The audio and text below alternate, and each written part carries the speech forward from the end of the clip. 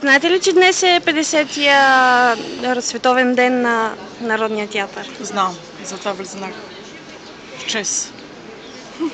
А какво мислите за развитието на театъра в Пловдив? Как виждате нещата? Имате ли наблюдения, повече млади, на средна възраст? Какви хора обичат да ходят на театър?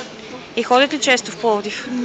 Децата да ходят на Пловдив или въобще хората? Въобще, какви са ви наблюденията? Сега аз съм от по-старото поколение, сега не ходят на театър. Едно време спяхме в театъра. А вие колко често ходите на постановки? Имате ли си любим? Сега не хода, имах си Явор Милушев и Цветана Манева. Ми бяха любимци, но те вече отидаха в София и аз тук в Пловдив нямам възможност да дойда, само чета какво има и какво няма. Благодаря, Черинка. Или още искаш да ме питаш? А нещо да пожелаете на театъра? Успех на младите.